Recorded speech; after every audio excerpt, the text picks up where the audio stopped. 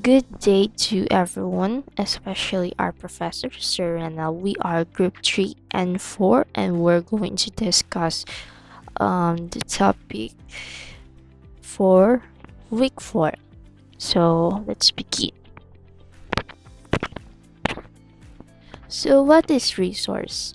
Resource, according to Cambridge International Dictionary, it is a valuable useful or valuable possession or quality of organization or people.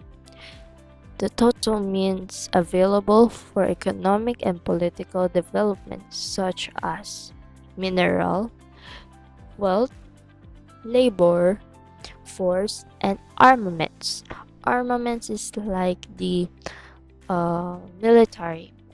So the total means also available to a company for increasing production of or profit, including plant, labor, and raw materials.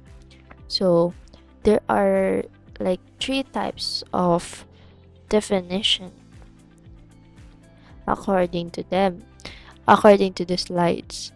So it may means like for political and economic development, such as agricultural, or even it is uh, so it is available for economic and political development, and also for production or profit, so such as plants, wealth, minerals, and etc. Now, here is the definition of resources. A valuable or useful means that helps to achieve or accomplish desired ends of an individual or organizations. It might be in any form like physical or natural abstract or concrete and possesses as an asset. A socio-economic activity of local governance in which the local self-government identifies the required means, collects them from various sources, allocates properly for maximum use and mobilize until optimum utility to achieve the desired ends of society or community. This slide explains that resources are assets or means that help individuals, organizations, or communities reach their goals. In local governance, managing these resources properly is important so they can support community development and public needs. Human resources. This refers to the people involved in the projects such as skilled and semi-skilled individuals, volunteers, leaders, and workers. They provide knowledge, labor, creativity, and decision-making. Abilities without human resources, no activity can be carried out because people are the ones who operate and manage everything. Financial resources. Financial resources include money, budget, and capital or funding used to support the project. This is needed to purchase materials, pay for the services, transportation, food, and other expenses. Proper, proper budgeting ensures that funds are used wisely and prevents shortages during operation. Material resources. These are the physical items or supplies required in the project such as tools, equipment, inventory, and construction materials. Materials support the actual operation and allow activities to be performed efficiently. Method resources. Method refers to the step-by-step procedures, strategies, techniques, or technology used in accomplishing tasks.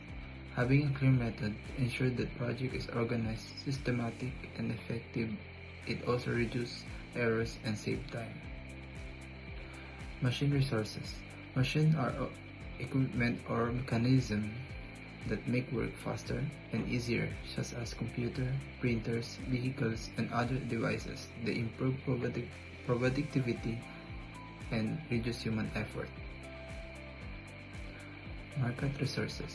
Market refers to the target beneficiaries, audience, or community, sometimes called the bazaar or service area. Understanding the market helps the identify needs and ensure the project benefits the right people. Information resources.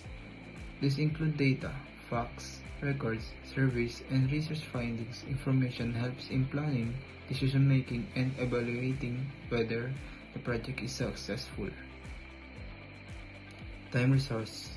Time is the schedule or duration allotted to complete tasks. Good time management prevents delay and ensures the activity that are completed on or before deadlines. In conclusion, all resources are interconnected. A project becomes successful only when the human effort, profit finding, and materials correct methods, equipment, accurate information, and good time management are combined and used efficiently. Some axioms about resources. Nstp Philippine Christian University. Resource number 1. Resources are limited. Money, time, materials, and people are limited, so they must use wisely. Resources are assets. They have the value and help achieve goals. Resources are essential. No project or activity can be worked without them. Fossil, fuels, minerals, and stones. Resources can create value. They can produce income, result, or transform into other outcomes. Resources are situational. Not all resources fit every project. The right one must be chosen. Summary. Proper management of limited resources leads to successful and efficient project implementation. Concept of resources mobilization, or RM. Resources mobilization is a sociological concept related to social movements. It explains how groups organize and use available resources in order to achieve a common goal. This theory became popular in the 1970s and focused on proper planning, organization, and participation of members. In short, resources mobilization is the process of gathering resources and organizing people to accomplish a common goal. It focuses on obtaining needed material and encouraging participation to make a project successful. So for the next topic is concept of resource mobilization, or RM. So resource mobilization refers to the process of gathering and using resources in an organized way to support development and community needs. These resources may include money, materials, natural resources, and human efforts. First, resource mobilization is considered an economic devolution. This means that economic authority is decentralized and given to local governments or communities. Through this, community can use their local materials and natural resources to improve their own development and promote local governance autonomy. Second, resource mobilization also focuses on fundraising activities and proper use of funds, especially in the public sector. It ensures that the resource collected used effectively and responsibly for programs and projects that benefits the community. Another important concept of resource mobilization is strengthening local bodies and improving their economic capability. When communities are empowered to manage their own resources, they become more capable of supporting local development. Lastly, resource mobilization supports development through local self-government. It involves the organized collection and utilization of resources to achieve specific goals according to the existing system of governance. Next slide is objectives and importance resource mobilization. This is important because it helps ensure that resources are used effectively and efficiently. Its, its objective includes efficient and effectiveness deployment of resources, this making sure resources are used properly. Next, detect waste and errors and minimize them. Maintain the guarantee. Maintain and guarantee the quality of resources. Optimize cost and profit. Fundraising for community development. Continuation of required resources. Provide effective public services. And last, minimize conflicts and unhealthy competitions. Effectiveness of output and outcome. This falls on result as did the project actually achieve its intended goal. It's about the quality and impact of the final service or product. Efficiency in input and handling. This focus on process. It's about using the minimum amount of resource, time, effort, money to achieve the best possible result without waste. Economic deployment of available capital. This involves strategic planning. It means putting your fund and asset where they will do the most good, ensuring the capital is not sitting idle or being spent on low priority items. Transparent account of earnings and disbursement. This is about honesty and records. Every centavo coming in earnings, donation, and going out disbursement or spending must be recorded and open for verification to prevent corruption or mismanagement. Who's get what, how much, from whom. This address equity and accountability. It's defined the flow of resource clearly so that there is no confusion about the beneficiaries or the resource of support. Identify problem. Instead of guessing what a community needs, you conduct a need service, survey or interviews to ensure your project is relevant. 2. Develop strategies. You decide on the project title, set a goal, and list exactly what you need and where the project will be held. Find funding. You look first, you look for a stakeholder, people or organization who might want to help.